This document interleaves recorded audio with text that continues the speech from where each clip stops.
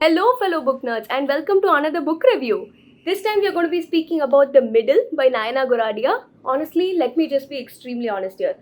I'm not somebody who likes non-fiction. I don't like autobiographies. I feel they are too dry, and honestly, it feels preachy because why would somebody write about their own life? But I was totally wrong because this book, there wasn't even one dry part in it, and I don't have even one negative review about it because this had me enchanted from the first page. Why first page? From the cover itself, like look at this. It's got a lot of images all over it. It's got this black and white nostalgic vibe to it, and I just loved, like when it came in my mail, I was so spellbound and enchanted right from the cover. And it was so humorous, it was funny, the chapters were short with lot of photos and glossy papers. So it seriously felt like you were getting through the book much quicker. And I didn't find even one part to be dull or boring. It was extremely witty, really smart language, easy to read, but at the same time, so many insights power packed into it while still retaining that humorous and sarcastic tone. So I really enjoyed this right from the cover, and I feel I have read this at the correct point in my life because I could resonate with the character a lot. There were some points, like she has just mentioned a bunch of articles she wrote, which were published in newspaper as well.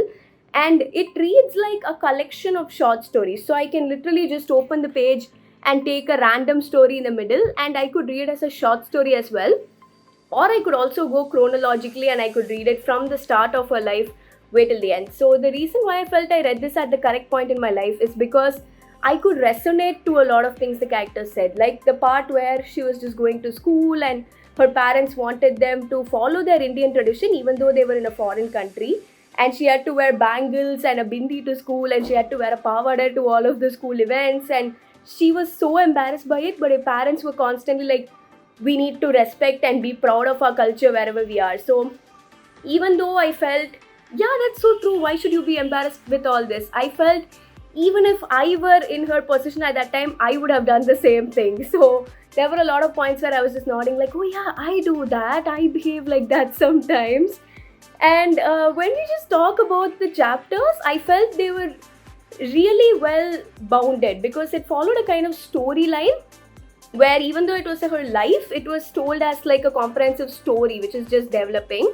And there are a few perspectives from her husband's book as well, which is Fly Me to the Moon, where he's just talking about how he met her and their whole marriage scenario, and it's just so fresh to get his perspectives as well instead of just seeing culture and everything from her point of view. And she has also spoken about how she met a lot of people like Lord Curzon. I mean, she didn't really meet him, but her fan attitude about him.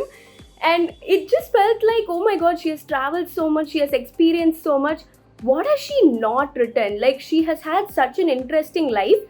Even if it was just a regular moment, she has made it sound so interesting. What has she not mentioned? That's literally how I felt at the end. And it was really comical to see all the stories, how the whole family came together and everything. And there's a lot of talk about culture and traditions and everything throughout the book. Like even this scenario where it showed how Indians perceived the foreign people and how foreigners perceived us, because she was just carrying this box of rasgullas and people thought they are time bombs. And at the airport, she was made to stop and just take one and try to eat it and just show that it's not poisoned or like bewitched duck's eggs and everything. But that was extremely comical. And there was also this part where she has these shoes with these pointy toes, and people are like, that was a shoe which Aurangzeb wore when he went to Alaska. So all this might seem really comical and make you think like, what? But at the same time, it's like, oh yeah, that's true. Like, that's how some people behave and everything. So I would suggest this book is for somebody who is just getting into autobiography like me.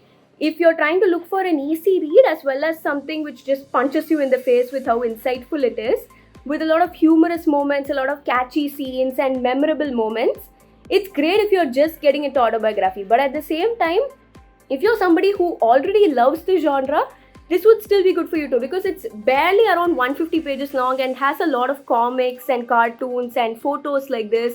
But at the same time, it's just 150 pages and there's so much power packed into it. So it's definitely impactful and hard hitting. And you know what? If you want to check out our session where we have had an interview with the author and taken a deep dive into the whole book, definitely check out our YouTube channel. Highly recommend this book for its language, its storyline, the pacing, just everything was spot on for me. So do check it out. It's available on Amazon right now. And stay tuned for more reviews. Thanks for watching.